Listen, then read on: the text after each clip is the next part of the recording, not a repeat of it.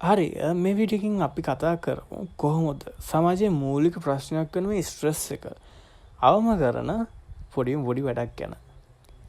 පොඩිම පොඩි වැඩක් වුණාට මම හිතනවා මේක ස්ට්‍රෙස් එක අතු කාලා දාන්න පුළුවන් ඉතාලම බලවත් වෙපොන් එකක් වගේ වෙන්න පුළුවන්.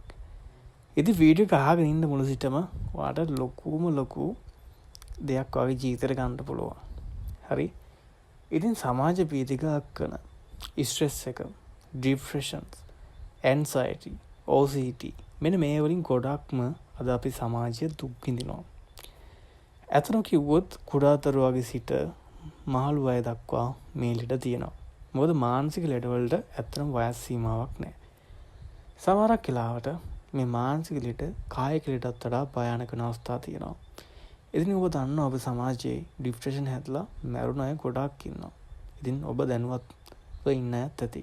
නැත්තම් ඔබගේ පවුල සමාජිකයන්ටත් එහෙම වෙලා ඇති.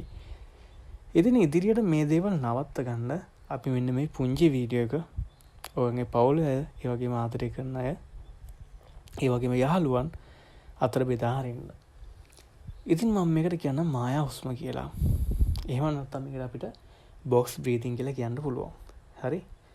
ඉතින් මේක කරන හැටි අපි දැන් ප්‍රැක්ටිකල්ව චුට්ටක් අත්හදා බලමු. ඉතින් මේකට ඔයා පොඩක් පිරිසුදු වෙලා ඉන්න ඕනේ. ඒ කියන්නේ සාමාන්‍ය දාඩිය පිටින් වගේ මේක කරන්න එපා. එතකොට අපිට බලාපොරොත්තු වෙන රිසල්ට් එක ගන්න බෑ. උපරිම විනාඩි 10ක් කරොත් හොඳටම ඇති. ඉතින් ඔයා දන්නවා ඇමරිකාවේ මෙරින්ස්ලා. හරිද? ඇමරිකාවේ මෙරින්ස්ලා කියන්නේ අතන කිව්වොත් ලෝකේ ඉන්න ඒ කියන්නේ දරුණුතුම ඒ කියන්නේ ප්‍රැක්ටිස් එකක් දෙන අය සහ ඒ කියන්නේ ලෝකයේ ඉන්න හොඳම මෙන්ටල් එකක් තියෙන යුදමය කණ්ඩායම තමයි ඇමරිකාවේ මෙරින්ස්ලා කියන්නේ. ඒතකොට මේ මෙරින්ස්ලාටත් මෙන්න මේ බ්‍රීතිං මෙතඩ් එක උගන්වන ඒගොල්ලන්ගේ උදෑසන කාලයේදී දවස ශක්තිමත් කිරීම සහ මනස ඊටමත් හොඳ ලෙවල් එක තියා ගැනීමට. ඉතින් මේකේ නම තමයි මම කිව්වා ඉස්සරනේ බොක්ස් බ්‍රීතිං. හරි. ඉතින් පළවෙනිම කරන් තියෙන්නේ ඔයාගේ හුස්ම ඉහළට ගැනීම. මෙන්න මේ ආකාරයට. ඉන්පසුව එය තප්පර 5ක් රඳවන් ඉන්න ඕනේ. ඉන්පසුව හුස්ම පහළ දමන්න.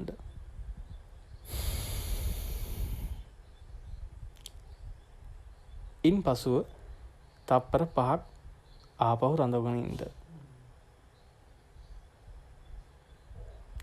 ඉන්පසුව ආපහු හුස්ම ඉහළට ගන්න.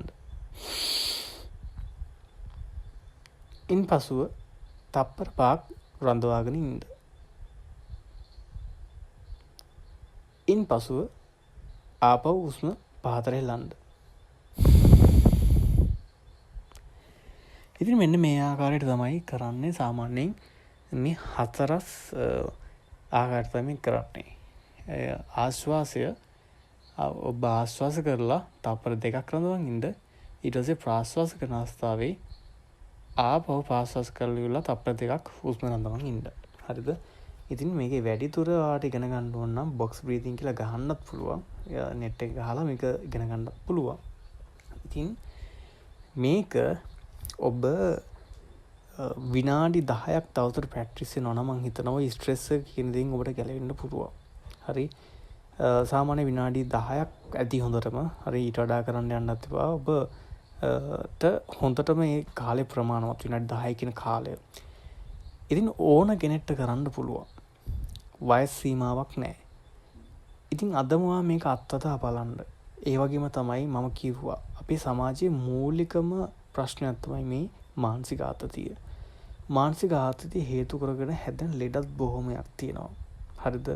ඉතින් නොවෙන රෝග තමයි ගොඩක්ම හැදෙන්නේ.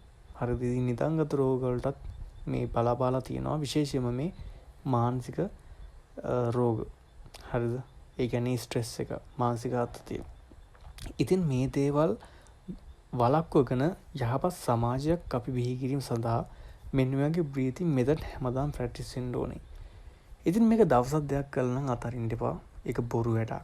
සාමාන්‍යයෙන් මාස 3ක්, මාස 5ක් වා මේක ප්‍රැක්ටිස් වෙද්දී හරියට නිකන් වාට උදේට දත් මදින්න ඕන වගේ තමයි මේක වාගේ ඩේලි රූටින් එකක් බවට පරිවර්තනය වෙනවා. හරිද? ඉතින් මම ආදරෙන් ඉල්ලුවා මේක තව කෙනෙක්ට බලන්න ෂෙයා කරන්න. මොකද ඒකත් ඔයාට ලොකු පිනක්.